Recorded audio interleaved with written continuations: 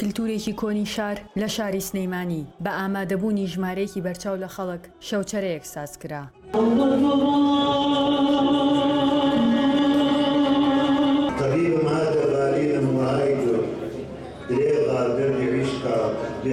سلێمانی بە مێژووی خۆی بە بەردەوامی کۆڕ و کۆبوونەوە و دانیشتن و دنیای خۆشی و شادی و ئاسوودەیی بەسەربردنی تیاوە بەداخەوە بەهۆی تەکنەلۆجیاوان ساڵانەی دوایی ئەو دیاردەیە کەمێک کاڵ بووبەوە.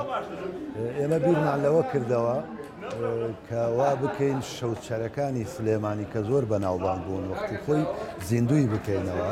لە شەوچەرەکەدا جگە لە پێشکەشکردنی شیرینی و میوە و خواردنەوەی وەک چاو قاوە چەندین شیعری شاعیرانی کۆنی کورد و هەروەها دوو هونەرمەند بە پێشکەشکردنی چەند گۆرانێکی فۆلکلۆر بەشداری شەوچەرەکەیان کرد.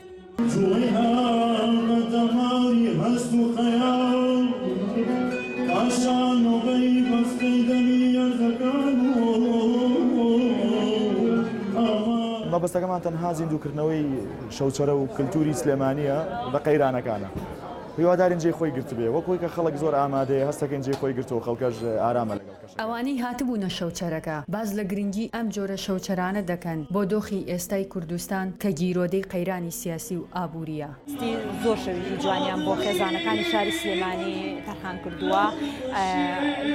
لەم کاتی قەیران و خنکان شاری ڕۆشنبیری پێویستی بەم هەناسەدانانەیە هیوادارم هەر بەردەوام بن. شەوچەرەیەکێکە لە کللتورە کۆنەکانی کورد کە خێزانەکان لە ماڵێک لە شەواندا کۆبوونەتەوە و کاتەکانیان پێبەڕێ کردووە. ئەو کەسانی کە تەمەنێکیان هەبوو هاتبوونە شەوچەرە باسییان لە جیاوازی شەوچەرەی ئێستا دەکرد لەگەڵ ڕابردوودا. مەڵکی کوردەواری پێوە بۆ چکە بەڕاستی هەموو شتە کۆنەکان و کڵاوکاڵێنۆک و خواردنی کوردەواریان داناوە. بەڵام ئەمە شەرمەڵکی کوردەواری پێ زین و بوونەوەی ئەو شەوچەرەی ئەو سایەسە بەڵام بە جیاوازێکی مۆدێرن و تازەتر دروست ینی ئەکرێت. ئەمە شەر خۆشە بەڕاستی خەڵقیەت فترێ لێرا ئیستراحە دەکا و جەوێگە گۆڕێ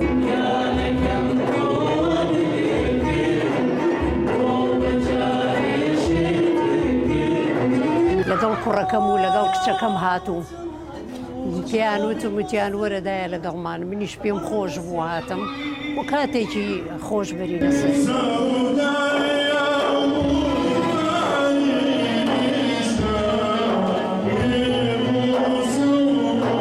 ژیار محەممەد دەنگی ئەمریکا سلێمانی.